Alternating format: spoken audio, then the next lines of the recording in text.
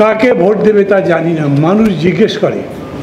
এরকম একটা পরিস্থিতি হয়েছে, রাজনীতিতে শত্রুকে তা বুঝতে পারছি না। জনগণ আবার রাজপথে নামবে, আবার রক্ত দেবে, কিন্তু জনগণ কোনো স্বৈরশাসন, কোনো ফ্যাসিবাদ, কোনো একদলীয় শাসন মেনে নেবে না করতে শেখ মুজিবও করে নাই, শেখ হাসিনাও করে নাই, রাজনীতি করেছি না। অতএব নির্বাচনকে ভয় পাবার কোনো বিষয় নেই। আমি আপনাদের জিজ্ঞেস করি, আপনারা ঠিক করেছেন, সাধারণ মানুষ ঠিক করতে পেরেছে কাকে ভোট দেবে?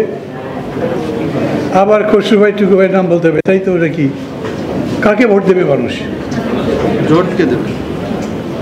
কাকে ভোট দেবে তা জানি না, মানুষ জিজ্ঞেস করে। এরকম একটা পরিস্থিতি হয়েছে, রাজনীতিতে শত্রুকে তা বুঝতে পারছি না। সবসময় থাকে না রাজনীতিতে প্রতিপক্ষ থাকে। আমার প্রতিপক্ষ কে? খসরু ভাইয়ের প্রতিপক্ষ কে? এনসিপির প্রতিপক্ষ কে?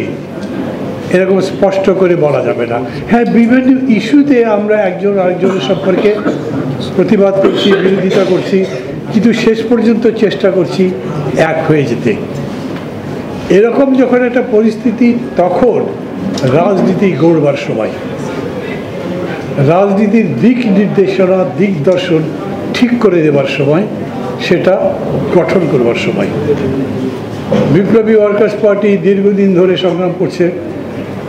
আমি দেখছি ধীরে ধীরে মানে একটা বীজ অঙ্কুরিত হয়েছে, তা থেকে চারা গাছ হয়েছে, বড় হচ্ছে।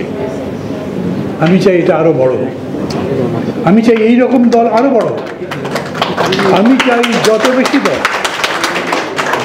বেশি দল বড় হয়, যত বেশি দল গণতন্ত্রের জন্য সংগ্রাম করে, জনগণের কল্যাণের জন্য সংগ্রাম করে, একটা কল্যাণ রাষ্ট্র গড়ে তোলবার জন্য সংগ্রাম করে, তত আমাদের জন্যে কল্যাণ।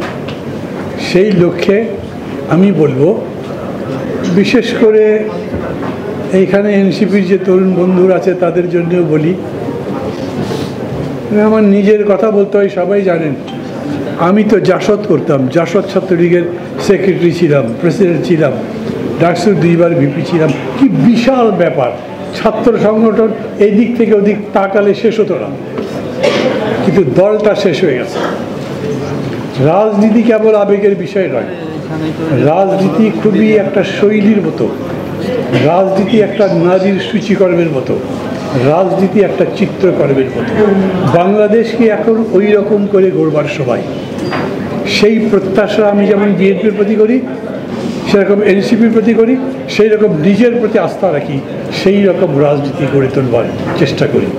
আরও বেশি করে আমাদের সামনে যে চ্যালেঞ্জ, আমি মনে করি প্রধানত নির্বাচনের চ্যালেঞ্জ, সেটা আমাদের গ্রহণ করতে হবে এবং তার মধ্যে থেকে একটা ইতিবাচক রাজনীতি, যা আমাদেরকে নতুন বাংলাদেশ গড়ে তুলতে সহায়তা করবে, সেই রকম দিক নির্দেশনা খুঁজে পেতে পারি।